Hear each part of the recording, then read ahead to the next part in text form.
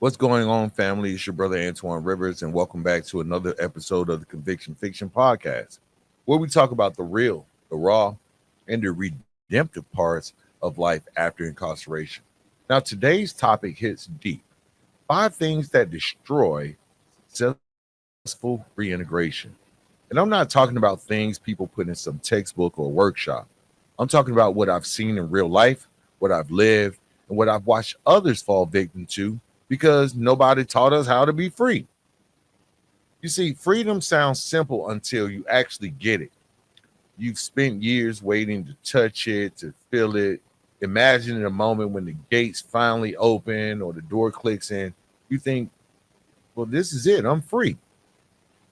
But what nobody tells you is that freedom is work, it's maintenance, it's managing your time, your triggers, your choices, and your emotions.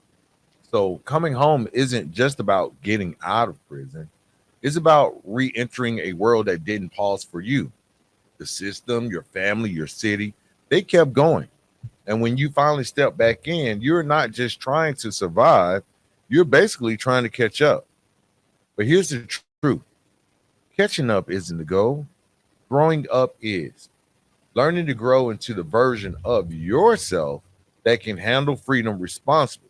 Because freedom without guidance can be just as dangerous as incarceration without hope. I've seen men lose themselves within 6 months of coming home, get a job, to get a car, to get an apartment, and then lost it all because they couldn't manage the small things. They didn't have structure. They didn't heal from the past, or they tried to blend in with the same people who once dragged them down. Right? That's what this show is about. So, at the end of the day, what makes it most painful is that most of them wanted to do better. They just didn't know how. Because reentry isn't just having an opportunity, guys. It's about having a strategy. So in this episode, I'm breaking down 5 key things that destroy reintegration. I'm not going to do it from a place of judgment. I'm going to do it from experience. So from those moments sitting around wondering, why do I feel like I'm still trapped, even though I was technically free, we're going to try to answer those questions today. So grab your notebook, family. If you're listening in the car, just lock in mentally, because I promise you by the end of this episode, you'll see that the things that destroy reintegration aren't obstacles, they're warnings. And once you can name them, you can beat them. Let's go ahead and get into the conviction fiction.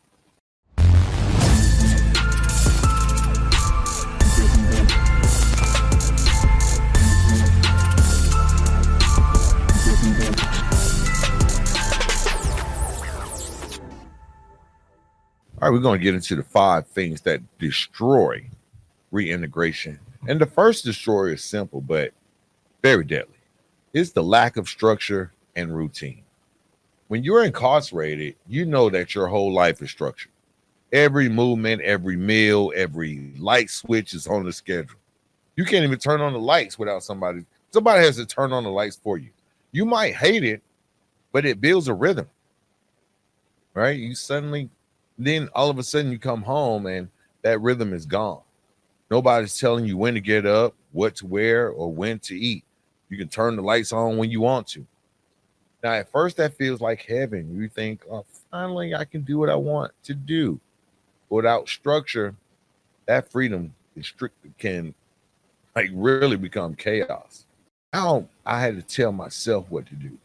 That's a hard transition nobody really prepares you for. You see, structure is like a backbone. Without it, everything else collapses. If you don't have a backbone, your whole body will collapse. It keeps your mind focused.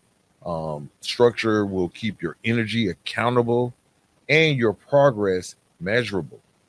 One thing that I learned is like, and this is what I try to stress to the young people that I come into contact with now, is like discipline isn't punishment, it's protection. Structure protects your progress from your impulses. Now, that's why, like I said, I tell everybody all the time, like you gotta become disciplined. Create your own schedule. Do something crazy and create your own schedule. Set alarms, make daily goals. Even if it's just like I'm going to send 2 job applications today, or I'm going to read 10 pages of this book, or I'm going to work out for 20 minutes. It's not about how big the goals are. It's really about consistency. Because I can remember when I first got home, and it kind of translated over to today. Everything I do, I put it on the calendar.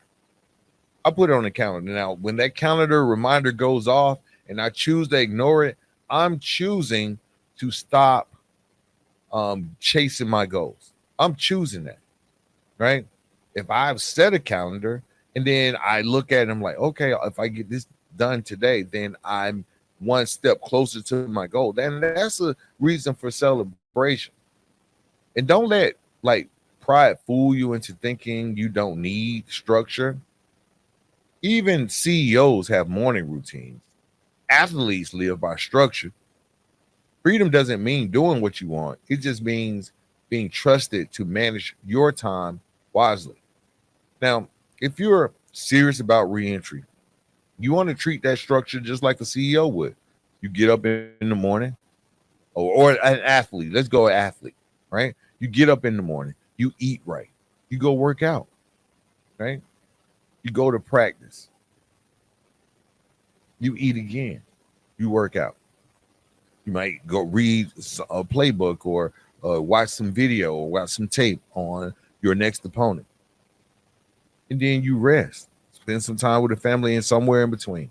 But these athletes are being paid millions of dollars in order to maintain their structure. They even hire people to help maintain that structure. So without structure, the air gets thin, man. And sooner or later, you suffocate under the weight of wasted time. So you got to have structure. Um, Now, another thing that kind of will make, or another destroyer of reintegration, is toxic environments, familiar circles. You can't plant new roots in poison soil. Now, what that means is that you can't go back and expect new plants or your new way of thinking to take root in soil that is already poisoned. That's a hard truth, especially when those environments include people you love. Sometimes it's not even your friends, it's your family. It's the cousin who keeps you around drama, the brother who still hustles and out there in the street, person who loves you but doesn't understand your growth. When I came home, I realized I couldn't go everywhere I used to go. I couldn't answer every call. And I'll be real with you, that isolation hurts. It's lonely at first, but it's a necessary loneliness because no matter what people thought or felt about me, I know I was doing the best thing for me at that time. You have to choose who gets access to your peace. Not everybody deserves proximity to your progress or your process. Here's what helped me. First, I stopped looking for comfort and started looking for character. The people I started to surround myself with didn't need to be perfect. They weren't perfect by any means. They just needed to be going somewhere. Maybe it was the brother that was going back to school to get his HVAC license, so that it could have some type of trade. People just going to work. Now, people that were trying to start a business. If your circle isn't moving forward, they're pulling you backward, period. So you got to protect your space, because peace isn't just quiet, it's the absence of chaos. We don't need that in our life. Okay. Now, the next thing I want to talk about is the silent killer, which is pride, which is definitely a destroyer of the reentry process or the reintegration process, because pride shows up slick. It will disguise itself as confidence, independence, strength, but underneath is fear of looking weak and fear of being judged, right? Fear of being seen as less than. I've seen so many people come home. I've seen so many people before I went in fail simply because they were too proud to say, I need help. They ain't want to admit they didn't know how to set up a bank account or navigate online job applications. They rather fake it then face it. But here's the truth, family. Nobody expects you to know everything. Reintegration isn't about proving yourself, it's about positioning yourself. And sometimes that means humbling yourself enough to learn. When I started my first business, I had to ask questions that made me feel uncomfortable. Things I thought I should have already known, I didn't know, right? I didn't know how to get an LLC, right? I thought I should have known, right? But once I dropped my pride, doors started opening for me. People were willing to help, and the opportunities started to appear. The universe doesn't reward pride; it rewards humility. So, if pride says I don't need anybody, then growth says I can't do this alone. Because there's this strength and vulnerability, guys. When you ask for help, you're not saying you're weak. You're saying you are willing. You're willing to do what I need to do to get to my goal, especially if you don't know how to get there. Just because you don't know something doesn't mean that you're weak. If you don't know something, especially if it's going to be propelling your life into a better life, into a better station, and you're not willing to ask for it, you have to be willing. And that willingness is what separates survivors from builders. So, to my brothers and sisters coming home, don't let pride be your probation officer. Don't let fear of judgment block your blessings. Ask questions, seek mentors, learn, because no one succeeds in silence. No one succeeds in silence. Now, the next killer of reintegration, and these I'm gonna put this two. These are the last two. They're pretty much twins. They can run together. These twinning, right? The last two destroyers are unrealistic expectation and unhealed mindsets. Let's start with the unrealistic expectations, right? We come home thinking that because we paid our debt to society, life should now pay us back. But life doesn't work that way. And that's one of the things I love to stress on this show, because a lot of times people hear the show and say, like, oh, it's just a ex-con on there asking for EB2 or EBT, or he's asking for help. He wants sympathy. He the one committed the crime. They the one committed the crime. Now they're asking that like people should like donate to them or give to them. No, that's not what it's about, bro. We are not here on this platform to seek sympathy. This platform is to highlight and talk about the strength it takes for someone that has made a mistake to actually recover from that mistake. I was talking to a friend of mine. She's in human resources over at a staffing agent, like a temp agency. And one, you know how temp agencies work, they pretty much get clients and then they find workers to go work for the client, typically on a probationary period, maybe 90 days, and then possibly the employer will hire the person straight up on, like they'll be an employee there. Well, anyway, we were talking the other day, and she was like, I called you because something you said on your platform, and she had never been to prison, none of that stuff, never been to prison. She might have known someone went to prison, but never been to prison herself. And she said that an employer would not take on one of the temporary workers that she had lined up for a job because of something that happened 20 years ago. And that struck me as great. I was like, really? Really? I can't believe that you thought I was on this show just pulling your leg. Something that happened 20 years ago. And so I probed into the conversation. I said, so what, I mean, was it a certain type of crime? You know what I mean? She was like, nah, they knew the crime was there. They wanted her to talk about it. They wanted this temp worker to talk about the crime. And of course, the worker got offended. And I think that's what we should not do. We can't get offended about our past. But at any rate, this worker got offended and was like, well, I don't want to work with them because they're asking me about something that happened 20 years ago. I don't even remember what happened 20 years ago. Right. And I think it wasn't even that big of a deal. I don't even know. I didn't get into whether it was a federal or state charge or whatnot. But at any rate, she ended up not getting the job because they wanted to know what happened 20 years ago. Now you might feel rejected 10 jobs. You might still see your record before they see your growth. And this is what happened in that situation. Even family might not welcome you like you hope. And that's an unrealistic expectation. If you don't prepare your mind for that, disappointment will crush you. Success after incarceration isn't about speed. It's more about endurance. You're not running a sprint. You're building a marathon and you're kind of behind. Okay. So here's what happens when expectations don't match reality. The first thing that happens is that frustration sets in. And that frustration then turns to the second level, which is anger. And anger turns into relapse. Okay. And that risk you becoming a statistic of recidivism. That's why patience is power. Every small win matters. Put something on your calendar and then go do it. Every day you stay consistent is a deposit into your freedom. Now, the other twin, I told you the twin, unrealistic expectations and the unhealed mindset. Now, the unhealed mindset, this is where the wounds we carry are never addressed. Things like guilt, shame, resentment.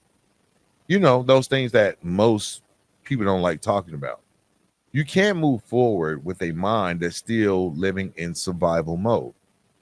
Healing takes honesty. It takes sitting with your pain, forgiving yourself, and realizing that your past isn't your prison. It's basically your proof. When I started facing my unhealed parts, like not hiding from them, I started to grow differently. Like that resentment I had towards my parents, the resentment I had about being a certain, let's just be honest, a certain race. I had resentments, right? Once I started facing them and just realizing, hey, I got a lot to be proud of. I have some things that are positive and that are working for me. Most of it came through miseducation, right? That miseducation kind of held me back, and that put pain on my life, right? My relationship started to change when I started to think differently, when I started to grow differently, when I started seeking those unhealed parts and really addressing them. My relationships changed. My energy changed. I stopped seeing myself as a statistic and started seeing myself as a story worth telling. Now, family, don't let your unhealed past poison your future. You deserve peace, but peace requires participation. Definitely have to be active in this role. So, we all know that freedom isn't the absence of bars, it's the presence of discipline, awareness, humility, and healing. Okay? That's what it's all about. Now, the five destroyers that we talked about, the lack of structure, toxic environments, pride, unrealistic expectations, and that twin unhealed mindsets are not death sentences, they're lessons. Every single one of them can be turned into a building block if you're willing to face it head on. So ask yourself today, take some time and think about these questions. Just ask yourself, am I structured or scattered? Am I surrounded by peace or by poison? Am I too proud to ask for help? Or even worse, am I expecting results I haven't even worked for? Or am I healing or just hiding? Now you can ask them questions, answer those questions at any time. Just be honest. You don't have to try to answer them out loud right now, but just be honest with them. Go back and listen to this podcast. It's streaming everywhere. Be Don't forget to like, subscribe, and comment. And buy the book. No Turning Back. I have a new title coming out soon, so be on the lookout for that. And it's all about honesty. Honesty is where the transformation begins. So this is the Conviction Fiction Podcast, and I'm Antoine Rivers. Remember, change isn't magic. It's maintenance. It's choosing every day not to go backward, when forward still hurts, right? I want you to stay free, stay focused, and keep building the life your transformation deserves. That's all I have for today. See you guys